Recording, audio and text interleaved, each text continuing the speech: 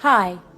On September the 7th, 2014, in an article in the Daily Mail, the famous physicist Professor Stephen Hawking warned that according to his calculations, the planet we're living in is unstable and therefore might collapse.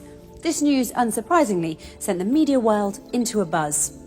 Dr. Joseph Licken, a theoretical physicist at the University of Chicago, confirmed Professor Hawking's findings when he said, if you use all the physics that we know now and you do what you think is a straightforward calculation, it is bad news, and it may be that the universe we live in is inherently unstable. We're sort of right on the edge where the universe can last for a long time, but eventually it should go boom. There's no principle that we know of that would put us right on the edge. Dr. Benjamin Alanacht, a theoretical physicist at the University of Cambridge, further elaborates on the reason for this instability when he talks about a particular particle that exists in the universe called the Higgs boson particle. The observed 126 giga-electron-volts Higgs boson mass seems to imply the universe does not exist in the lowest possible energy state, but is in fact positioned in a slightly unusual place. If the Higgs boson mass were really 127 giga-electron-volts and the top mass were a little lower than its most likely value, then actually the universe would be completely stable and the vacuum would be in the true minimum. Meaning that under the simplest assumptions, the measured mass of Higgs could mean that the universe is unstable and destined to fall apart. So basically, according to numerous physicists, careful calculations and computations, we're all doomed. The Quran, which dates back 1400 years ago, substantiates the predictions and calculations of physicists such as Hawking, Licken and Alanacht. The potential of the universe collapsing and being wiped out is real. The creator of the universe is well aware of what he created. But it's not all bad news. The Quran then goes on to assure us that God prevents the universe from collapse when he writes in the Quran, God holds the heaven from falling on the earth. Furthermore, the Quran states that God prevents the universe from being wiped out. God holds the heavens and the earth lest they are wiped out. So what will the end of the world look like exactly, and what part do the Higgs boson particles play in all this? In 1960, the British scientist Peter Higgs predicted the existence of tiny particles that we cannot see, but that are, in fact, in us and all around us.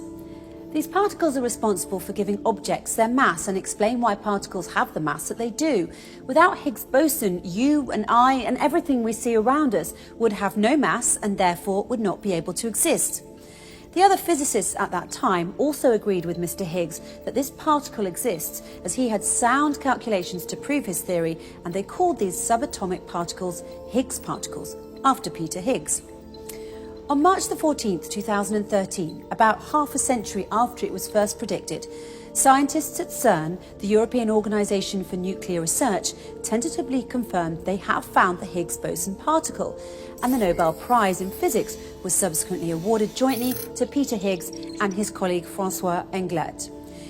In order to discover the subatomic Higgs particle, CERN had built a large hadron collider at the cost of about $10 billion to simulate the conditions of the formation of the universe. In 1993, a group of British physicists went to the UK Science Minister at the time, William Waldegrave, to ask if he could help fund the building of the Large Hadron Collider in order to help prove the existence of the Higgs particle. Having no clue what they were talking about, Mr. Waldegrave announced he would award a vintage bottle of champagne to the physicist who came up with the best way to explain the Higgs field and the Higgs boson to the general public. And it was Professor David Miller who took home the prize with his famous analogy.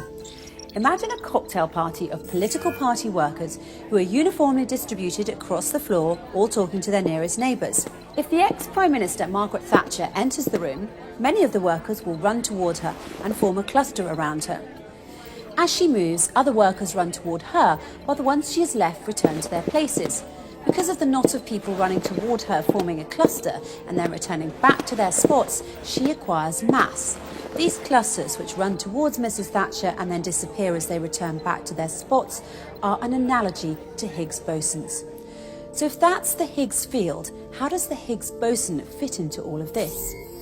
Let's pretend our crowd of partygoers is uniformly spread across the room. Now consider a rumour passing through our room full of people. Those near the door run to hear it first and cluster together to get the details. Then they return to their original spots and tell their neighbours, who then run and cluster together to hear it too. Then they return to their original spots and tell their next neighbours, and so on. The result will be a wave of clusters running across the room that disappear as soon as they run. These clusters are an analogy to Higgs bosons. So to summarise, Higgs boson is an elusive subatomic particle that we can't see, but can see how it gives particles substance or mass. It's essentially what gives shape, size and mass to everything that exists. But the problem is that the Higgs particle that the LHC had found possesses a mass of approximately 126 giga-electron volts, and this has made physicists rather nervous because they believe it should be 127. According to physicists such as Stephen Hawking, Joseph Litton and Benjamin Allenach, this discrepancy could very well mean the collapse of the universe and everything in it, including you and I, as everything will become massless. And they are not alone in their assertions. In fact, the Quran also swears that this will take place when the world ends, when it says, "It is the day when people will be like scattered moths, and the mountains shall be as loosened wool."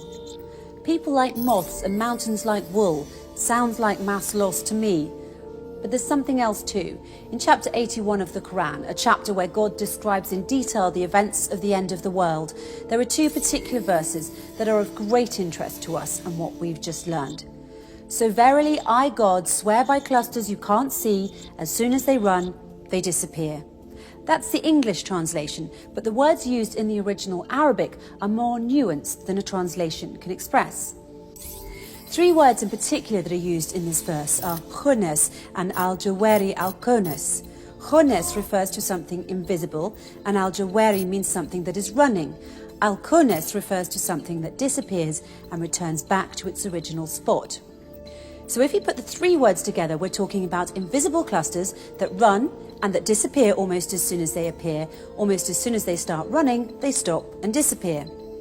So what are these clusters that the Quran is describing? They're none other than the infamous and elusive Higgs boson particles, which explains why the end of the universe will come about not due to volcanic activity, meteor showers, or an asteroid hitting the Earth, as NASA claims. The universe will end due to mass loss.